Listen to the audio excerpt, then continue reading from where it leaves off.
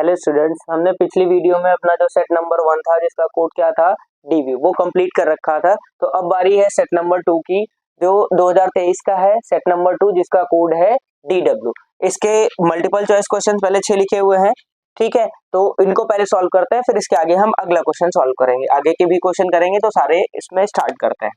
तो पहला जो क्वेश्चन लिखा हुआ है कि निम्नलिखित संख्याओं में से परिमेय संख्या है, आपको कौन सी बतानी है? परिमेय संख्या। तो आप जानते हो परिमेय संख्या क्या होती है।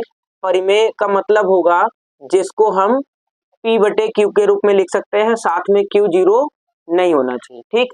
और अपरिमेय क्या होगी? जिसको p बटा क्यू के रूप में नहीं लिख सकते हैं, मतलब ये वाली p बटा क्यू के रूप में नहीं लिखी जा सकती, इसको लिख सकते हैं। लेकिन अब हमें पहचानना इनमें से है कौन सी।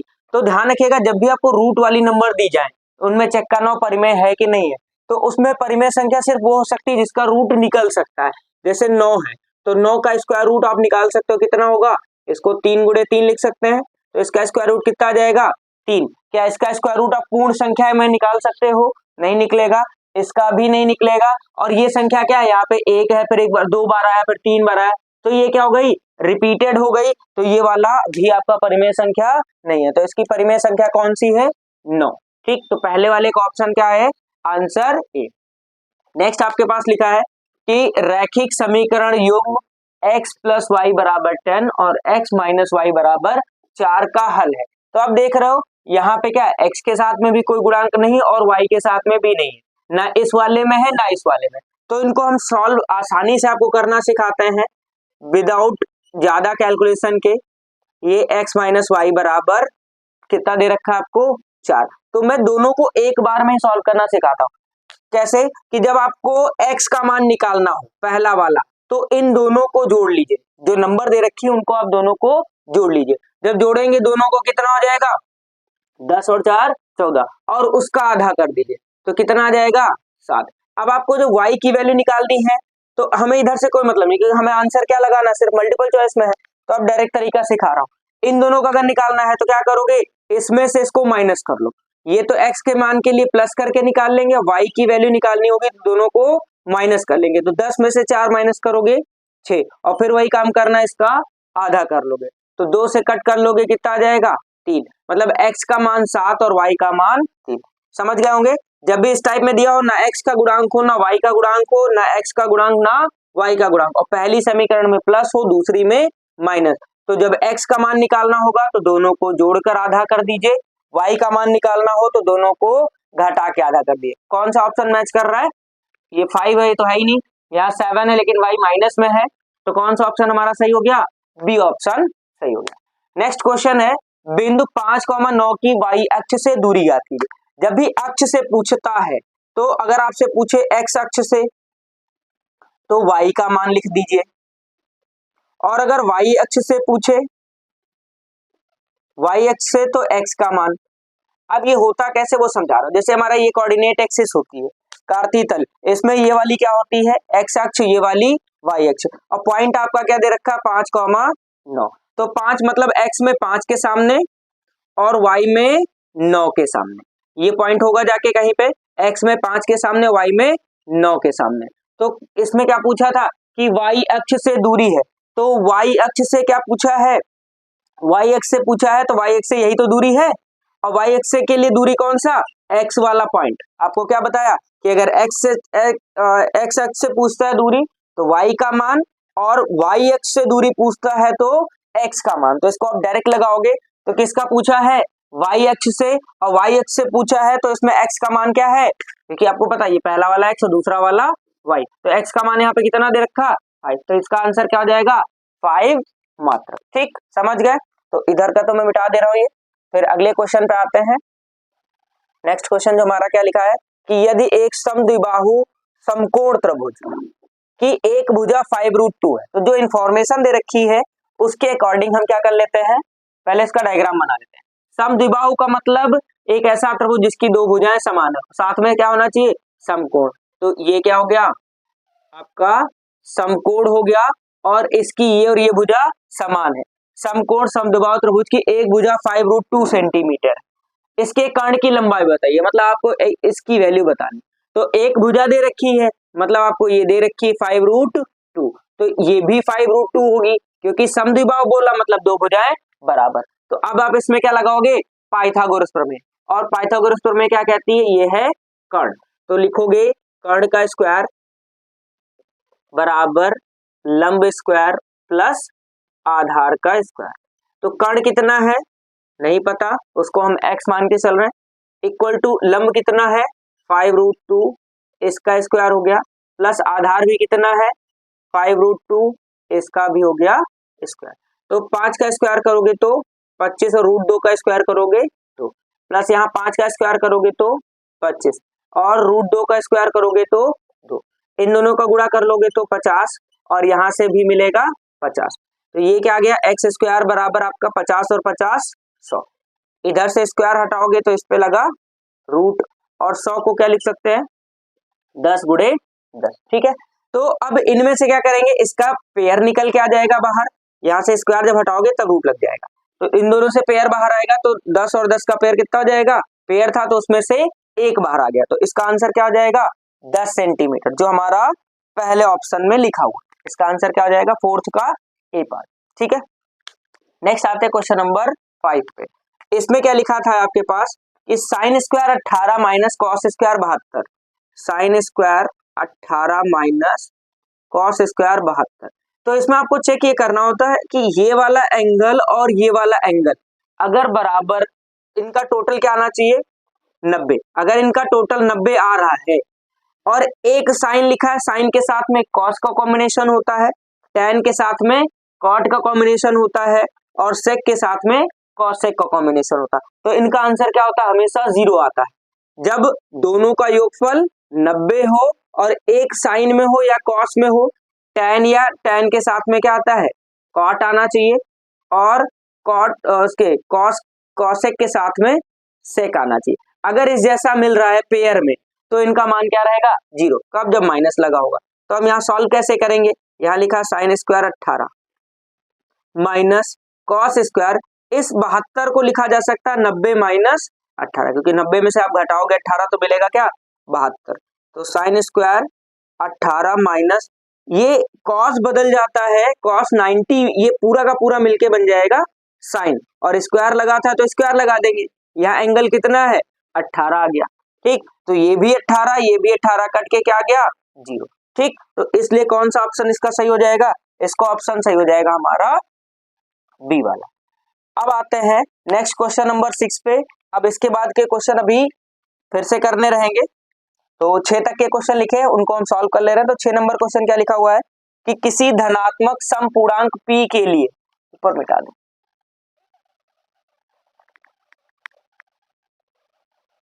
किसी धनात्मक समपूर्णांक p के लिए प्रत्येक धनात्मक विषम पूर्णांक, तो आपको पता है p है और इसके लिए अगर समपूर्णांक पहले बना लेते हैं, इसको बना लेते हैं समपूर्णांक। तो अगर आपसे समपूर्णांक पूछेंगे तो p, और विषम पूर्णांक अगर पूछा जाएगा, विषम पूर्णांक का रूप होगा तो ये मिलता है 2p + 1। अब इसका ऑप्शन कौन सा सही है, इसका ऑप्शन सही है हमारा डी वाला। ठीक है, अब मैं समझा देता हूं कि ये कैसे होगा। जैसे आपके पास कोई एक संख्या लिखी है, 4 लिखी है, तो 4 आप जानते हो कैसी है सम संख्या, और विषम क्या होगी, इसमें अगर हम एक जोड़ दे रहे हैं, 4 में एक जोड़ दे रहे हैं तो क्या हो जाएगा 5, वो हो गई कैसी विषम संख्या। और ये सम संख्या किस रूप की है 2p के रूप की। कैसे, ये 2 हो गया क्योंकि आपको पता है सम संख्या क्या होती है, जिनको 2 से पूरी तरह से भाग किया जा सकता है, और यहाँ p का मान कितना है 2, तो ये धन पूर्णांक है। ये कौन सा है धन पूर्णांक, और 2p इसका होता है कौन सा 2p हो जाएगा सम पूर्णांक का रूप अगर पूछेगा तो 2p, और विषम पूर्णांक का रूप पूछेगा तो 2p + 1, क्योंकि देख रहे हैं कितना है यहाँ पे 4 + 1 कर देंगे कि 2p वाले में अगर एक संख्या जोड़ दोगे तो क्या मिल जाएगी विषम, कोई भी सम संख्या है उसमें एक जोड़ोगे तो विषम हो जाएगा। जैसे एक लिखी है हमारे पास 6, तो 6 में एक जोड़ देंगे क्या हो जाएगा 7 हो जाएगा। ठीक है, तो इसमें देख रहे हैं कौन सा ऑप्शन सही हो गया, ये हमारा 2p + 1 जो डी ऑप्शन में लिखा है। ठीक है, अब क्वेश्चन नंबर 7 करते हैं, 6 तक कंप्लीट कर लिया, 7 नंबर की बारी है। इसमें क्या लिखा है, यदि संख्याओं 7, 8, x, तो संख्याएं आपको क्या दे रखी हैं 7 है, 8 है, x है, 11 तथा 14 का माध्य x है, तो माध्य को आप क्या लिखते हो, x बार बराबर x दे रखा, और इसका फॉर्मूला क्या होता है, x बार बराबर sigma F x upon sigma F. ठीक, तो ये तो हमारा कौन सा है, टेबल तो है नहीं, तो इनमें माध्य कैसे निकलता है, x बार बराबर इनका सबका टोटल, तो x बार कितना दे रखा आपको x, और इनका टोटल मतलब 7 plus 8 plus x plus 11 plus 14, और नीचे क्या हो जाएगा, नीचे कितनी संख्या है काउंट कर लेते हैं, 1 2 3 4 5, यहाँ पे कितना है 5, तो इसके नीचे कुछ नहीं तो 1 लिख लेंगे। अब हम इसको कैची गुणा करेंगे तो ये इधर आ जाएगा 5, तो इधर बन जाएगा 5x बराबर, इनको जोड़ते हैं 8 और 7 15, और 15 फिर इधर 11 और 14, ये कितना हो जाएगा 25, इन दोनों को जो जोड़ेंगे तो ये कितना मिलेगा हमें 25, क्योंकि 14 1 15 10 25, 25 ही हो गया, और इन दोनों का टोटल कितना आया था 15, तो ये जोड़ने पे कितना हो जाएगा 40 और प्लस x। ठीक, और 5 तो इधर पहुंच गया, क्योंकि ये दोनों जुड़ के 15 हो गए, ये दोनों जुड़ के 25 हो गए, तो उन दोनों को जोड़ा तो कितना आ गया 40। अब x का मान x इधर शिफ्ट कर देते हैं, कितना हो जाएगा 5x माइनस x बराबर 40, तो 5x में से x माइनस करेंगे कितना बचेगा 4x बराबर 40, तो 4 से कट कर दोगे कितना आ जाएगा 10, तो मतलब x बराबर कितना आ गया 10। तो 10 किस में लिखा है पहले ये देख रहे हैं, बी ऑप्शन में आपका आंसर कितना है 10, तो क्वेश्चन नंबर 7 का आंसर है बी ऑप्शन जिसका मान है 10। अगला क्वेश्चन लिखा है कि यदि द्विघात समीकरण, तो द्विघात समीकरण आपको क्या दे रखी है, ax square plus B X plus C, ax square plus B X plus C बराबर 0 के मूल बराबर है, के मूल क्या है समान है, तो आपने कंडीशन पढ़ी होगी कि यदि मूल समान है, यदि मूल समान है तब क्या होता है बी स्क्वायर माइनस 4ac बराबर 0 होता है। यदि मूल समान होते हैं तो बी स्क्वायर माइनस 4ac 0 होता है, और अगर मूल भिन्न होते हैं तो बी स्क्वायर माइनस 4ac का मान बड़ा होगा तो मूल संभव होंगे, बी स्क्वायर माइनस 4ac का मान 0 से छोटा होगा तो मूल संभव नहीं होंगे। तो यहाँ से b की जगह पे तो b ही है, तो ये हो जाएगा बी स्क्वायर माइनस 4ac, तो ऐसे ही है पूरा का पूरा ये, क्योंकि वैल्यू नहीं दे रखी। अब यहाँ से क्या करोगे बी स्क्वायर बराबर 4ac हो जाएगा, अब आपको निकालनी किसकी वैल्यू c की, तो ये वाला शिफ्ट कर दो कहाँ नीचे, क्योंकि बी स्क्वायर बटा 4a बराबर कितना हो जाएगा c, तो c का मान हमारे पास कितना आ गया है बी स्क्वायर अपॉन 4a। ठीक, जो आपका कौन सा ऑप्शन में है डी ऑप्शन। ठीक है, इसके बाद आ जाते हैं, ये मैं मिटा दे रहा हूँ, इसके बाद आ जाते हैं क्वेश्चन नंबर 9 नंबर पे दिया गया है कि दिए गए चित्र में AD बराबर x प्लस 3 सेंटीमीटर, DB बराबर 3x प्लस 19 सेंटीमीटर, AE बराबर x तथा EC बराबर 3x प्लस 4 सेंटीमीटर, तो DE और DE पैरेलल टू BC, मतलब DE BC के समांतर है, तो x का मान बताना। तो आपने एक चीज सीख रखी थेल्स प्रमेय, थेल्स प्रमेय वो क्या कहता है कि ये कोई त्रिभुज है और इसकी ये A है, ये B है, ये C है, ये S है और ये वाला T है, तो ये अनुपात इसके बराबर होता है, मतलब AS बटा BS बराबर AT बटा CT, ये अनुपात बराबर होता है त्रिभुज किसी भी फॉर्म में।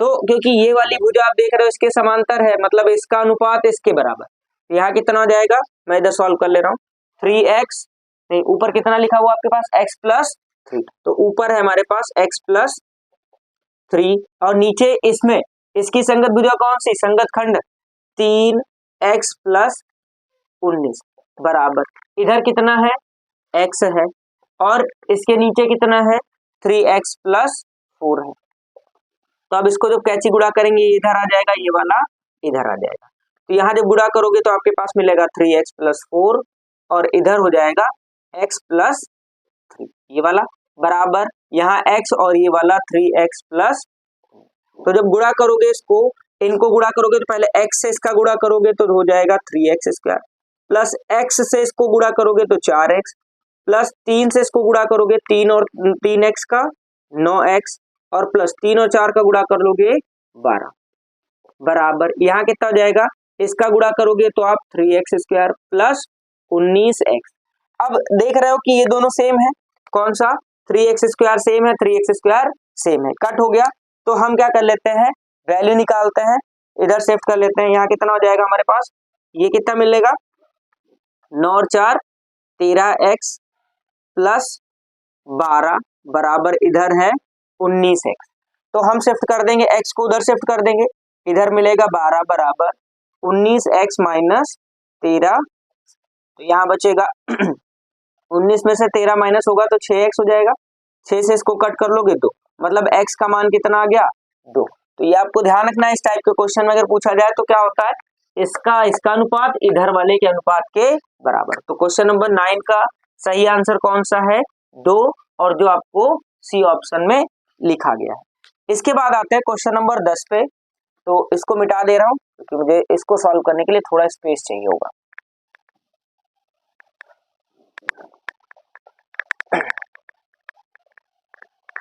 अब आते हैं क्वेश्चन नंबर 10 पे। कहा गया कि 1 से 10 तक की सम धनात्मक संख्याओं की धनात्मक सम संख्याओं का, तो संख्याएं क्या है 1 है 2 3 4 5 6 7 8 9 और 10। लेकिन हमसे पूछा क्या 1 से 10 तक की धनात्मक सम संख्याओं। तो इसमें धनात्मक सम संख्याएं कौन सी हैं, 2 है 4 है 6 है 8 है और 10 है। बस यही हमारी संख्याएं। तो इनको लिख लेते हैं 2 4 6 8 और 10। तो ये कुल कितनी संख्याएं हैं, कुल संख्याएं हैं आपकी 5। अब इनका पूछा क्या था समांतर माध्य। तो अभी बताया समांतर माध्य कैसे निकलता है, इन सब का टोटल कर लो जो संख्याएं दे रखी, आपको क्या दे रखी 2 प्लस 4 प्लस 6 प्लस 8 प्लस 10 और नीचे क्या हो जाएगा 5। अब इसको ऐड करने का तरीका बताता हूँ कैसे। 4 और 6 को जोड़ लोगे कितना मिलेगा 10, ऐसे 2 और 8 को जोड़ोगे क्या मिलेगा 10। तो 10 यहाँ से 10 यहाँ से, एक ये 10 तो है, तो x बार बराबर कितना हो जाएगा 10 10 10 मतलब 30 हो गया। 10 10 20 और 10 30 और नीचे कितना हो जाएगा 5। तो 5 से इसको जब कट कर लोगे कितना आ जाएगा 6। तो इसका आंसर कौन सा हो जाएगा 6 से 6।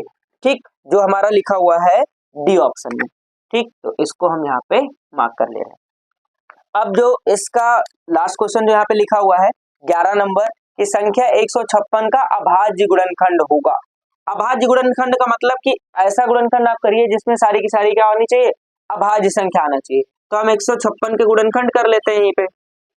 ठीक, तो पहले सबसे पहले 2 से करते हैं क्योंकि 2 अभाज्य संख्या होती है। 2 से जब इसको कट करोगे कितनी बार जाएगा 7 बार जाएगा।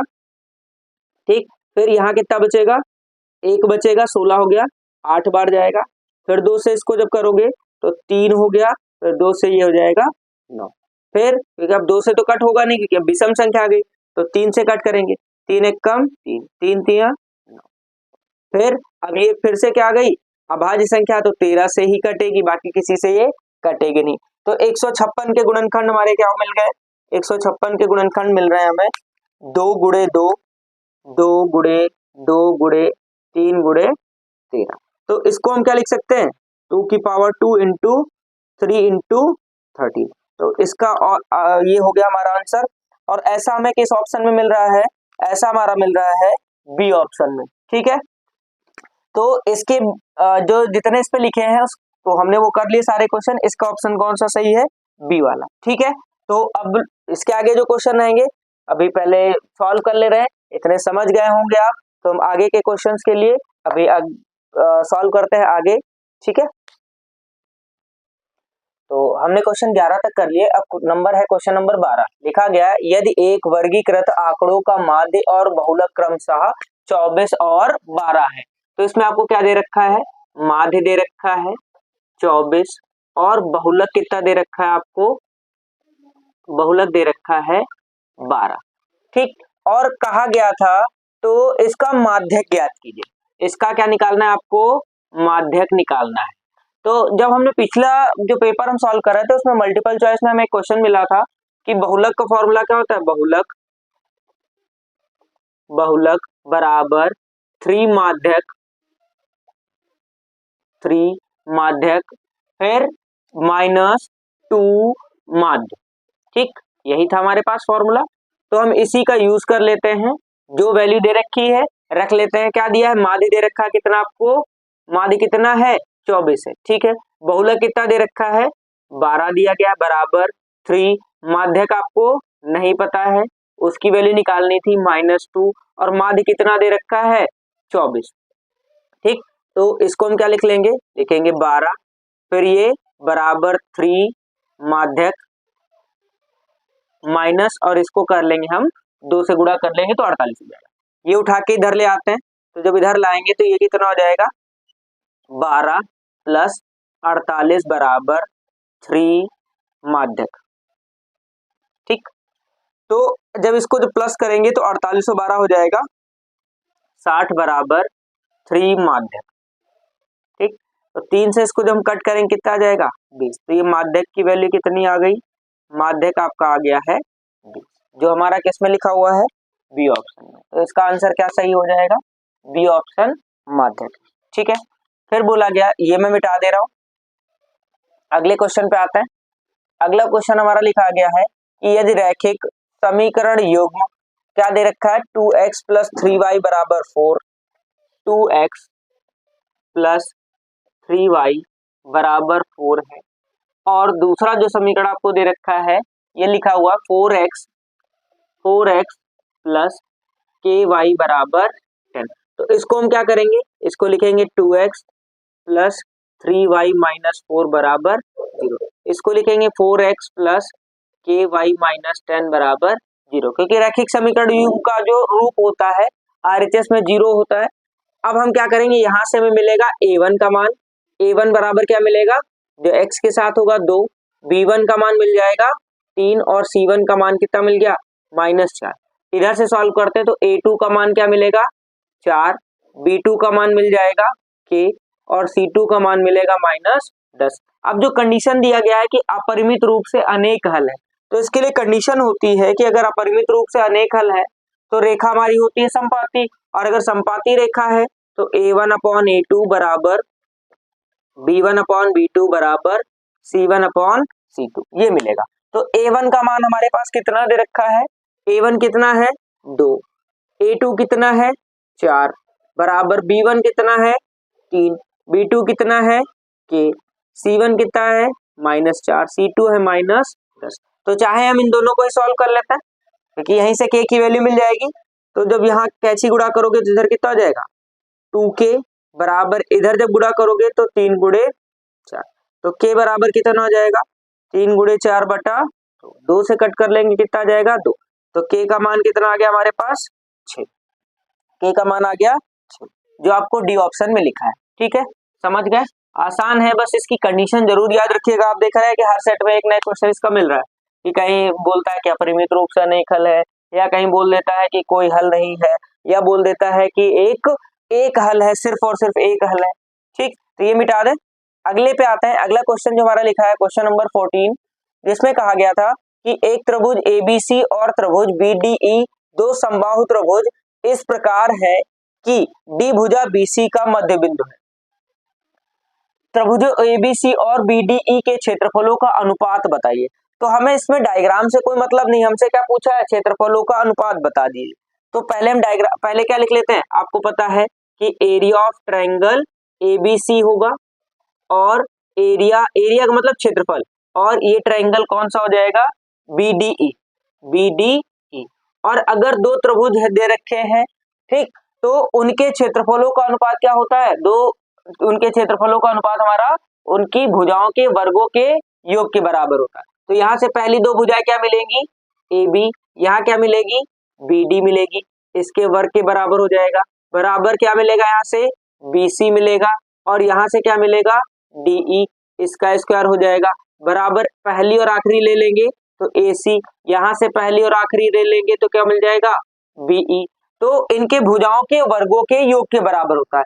तो भुजाएं इसमें कौन कौन सी दे रखी हैं, कि मध्य बिंदु है, तो अगर मध्य बिंदु में है तो इनका अनुपात कितना हो जाएगा 2:1 के फॉर्म में। ठीक, मध्य बिंदु होंगे, जैसे एक त्रिभुज पहले बना लेते हैं, इसमें एक त्रिभुज ABC है, ये A है, ये B है, ये C है। ठीक है, एक त्रिभुज ABC है और त्रिभुज BDE दो समबाहु त्रिभुज इस प्रकार है कि D भुजा BC का मध्य बिंदु, इसका मध्य बिंदु है। ठीक, और अगला कौन सा दे रखा है B है, फिर D और E है, तो D और E कैसे मिल जाएगा, कुछ ऐसे करके मिल जाएगा ये डी हो जाएगा और यहाँ से मिला देंगे तो ई मिलेगा। तो आप देख रहे हो ये इसका अनुपात कितना है, इनका इनका अनुपात कितना दे रखा है आपको, 2:1 में। तो अगला जब हम इसका स्क्वायर कर लेंगे, इनका अनुपात कितना हो जाएगा, 2:1। तो इनके वर्गों का अनुपात करेंगे तो 2 का स्क्वायर कितना हो जाएगा, 4। फिर 1 का अनुपात 1 का स्क्वायर तो 1 ही होगा, तो इसका आंसर कितना हो जाएगा, 4:1। ठीक है, तो इसका आंसर कौन सा सही है, सी वाला। ठीक, 4:1। अगला आ जाता है क्वेश्चन नंबर 15 पे। 15 नंबर जो हमें दे रखा है, कहा गया था कि यदि cos a बराबर 7/15, तो ये पता आपको, ये 7 है, cos a क्या होता है, दे रखा है cos a बराबर 7/15। तो आप जानते हो cos होता क्या है, आधार बटे कर्ण। तो आपको आधार की वैल्यू दे रखी है 7/15 नहीं 25 दे रखा है, और कर्ण की वैल्यू आपको दे रखी है 25। तो जब आप पाइथागोरस लगाओगे, सॉल्व करोगे, तो इसकी वैल्यू मिलेगी 24। ध्यान रखिएगा ये 7, 24 और 25 का ट्रिपलेट होता है। ट्रिपलेट मतलब एक जोड़ा टाइप में है, जिनमें से आपको ये और ये दे रखा है, तो तीसरी भुजा यही होगी, आप सॉल्व करके देख सकते हो। और पूछा आपसे कौन सा है, tan a का मान बता दिए, tan a plus cot a, tan a plus cot a।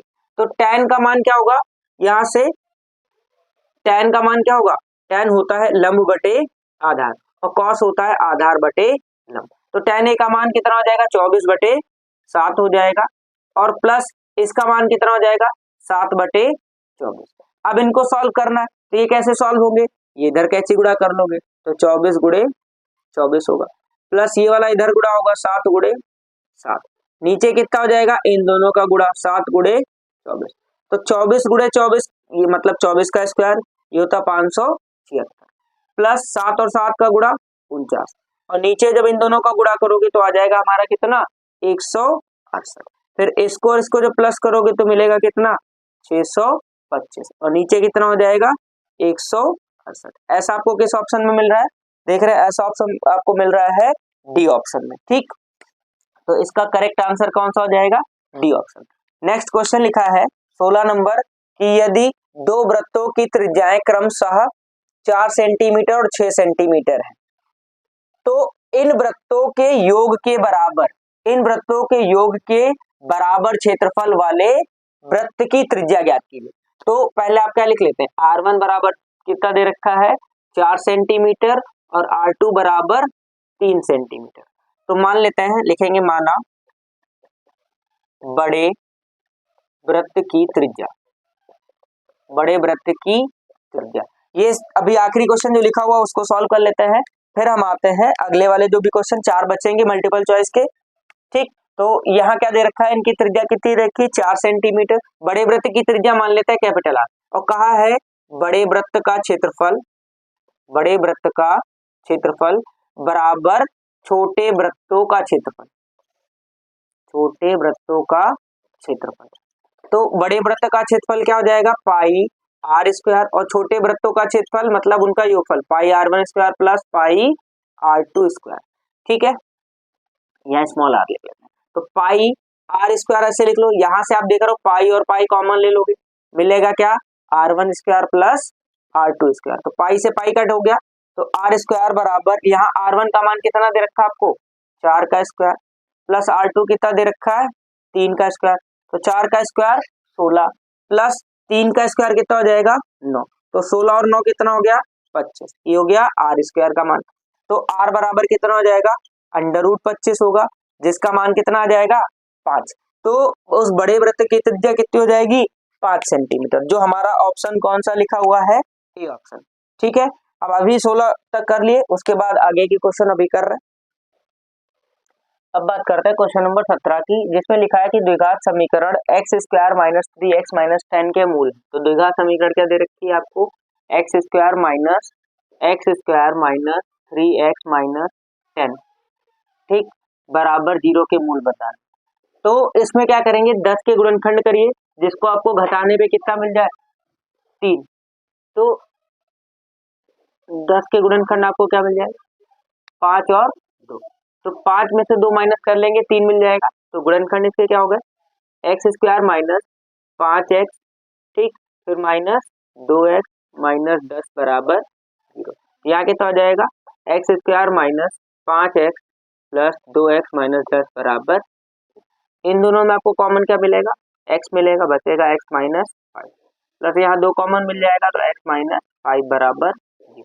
तो एक बार ये कॉमन आ जाएगा x माइनस 5 क्योंकि दोनों में सेम मिल रहा है, फिर x प्लस 2 बराबर, तो x बराबर यहाँ से क्या मिल जाएगा, जब लिखोगे पहला गुणनखंड 0 रखोगे तो x माइनस 5 बराबर 0, मतलब x बराबर कितना मिल जाएगा, 5 मिलेगा।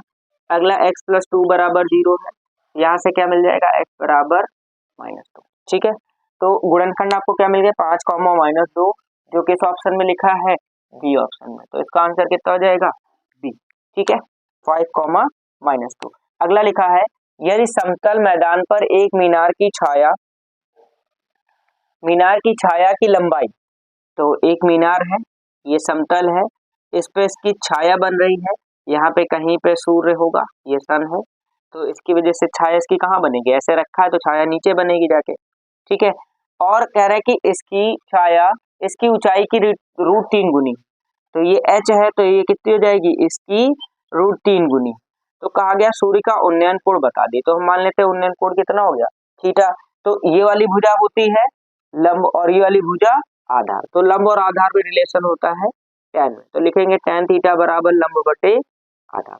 तो tan थीटा लंब का मान कितना दे रखा है h, और आधार का मान कितना दे रखा है आपको √3 h, तो h और h कट हो गया, यहाँ क्या मिला, tan थीटा बराबर 1/√3, तो tan थीटा बराबर, ये tan में कितने वैल्यू होती है, ये होती है 30, तो यहाँ से थीटा का मान क्या मिल जाएगा आपको 30 मिल जाएगा। ठीक है, तो ये इसमें कौन सा आंसर सही है, सी ऑप्शन में आपको मिल रहा है 30 डिग्री, तो इसका आंसर हो जाएगा 30 डिग्री। ठीक है, नेक्स्ट हम आता है, ये मिटा दे रहे हैं, अगले क्वेश्चन पे आते हैं, जो क्वेश्चन नंबर 19 लिखा है।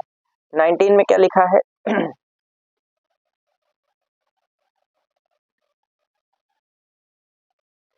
19 क्वेश्चन हमारे पास लिखा है कि 45 सेंटीमीटर ऊंचाई और 4 सेंटीमीटर व्यास, तो ऊंचाई कितनी दे रखी है, h बराबर 45 सेंटीमीटर, और इसका व्यास कितना दे रखा है, व्यास दे रखा आपको 4 सेंटीमीटर, तो आप यहाँ से त्रिज्या कितनी निकाल लोगे, त्रिज्या निकाल लोगे 2 सेंटीमीटर, जो इसका आधा हो जाए। ठीक, वाले एक धात्विक ठोस बेलन को पिघलाकर बनाए गए 6 सेंटीमीटर व्यास वाले गोलों की संख्या बताइए।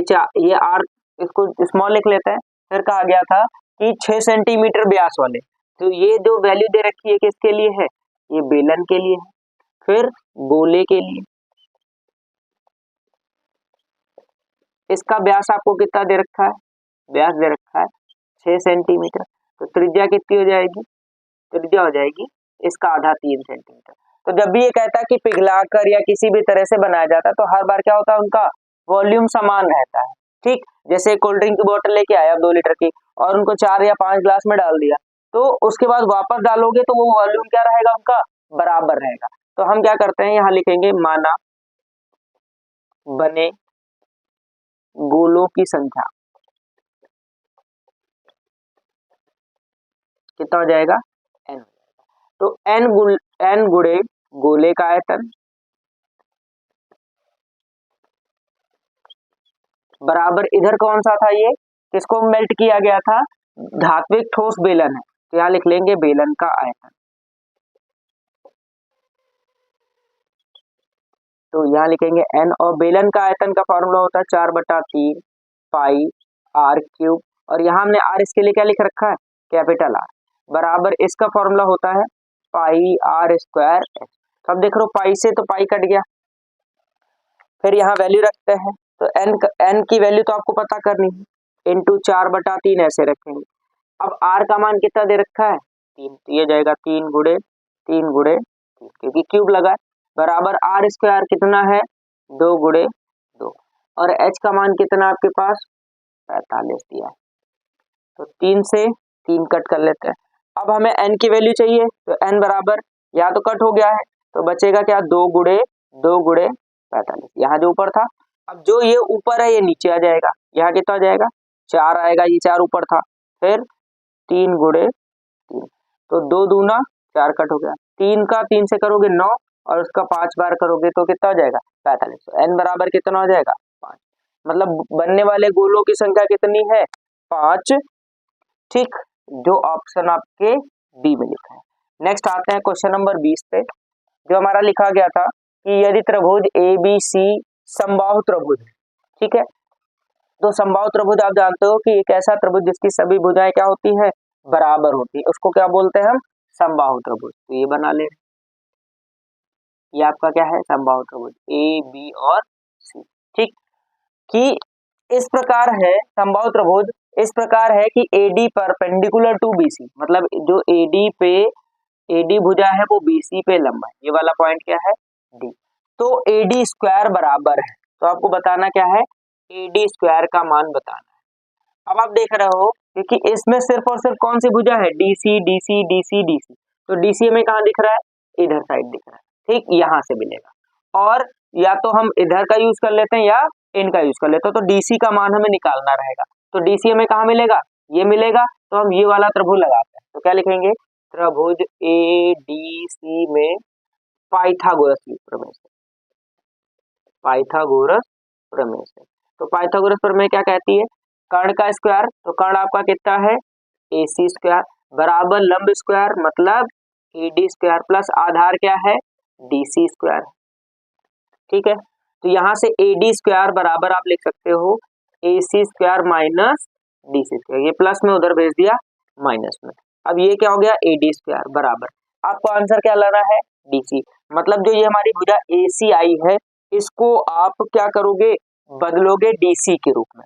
तो ये बदला कैसे जाएगा, यहाँ से आप देख रहे हो ये सारी भुजाएं क्या होंगी, अगर समबाहु त्रिभुज है तो सारी भुजाएं बराबर होंगी, AC बराबर BC बराबर AC। और ये वाली जो DC भुजा है, DC भुजा क्या है, ये बड़ी वाली भुजा, इसकी क्या है, आधी, BC बटा 2 है। तो BC बराबर ये जो 2 इधर आएगा तो ये बन जाएगा क्या, 2DC, और ये किसके बराबर हो जाएगा, BC के, तो ये 2 टाइम्स ऑफ DC।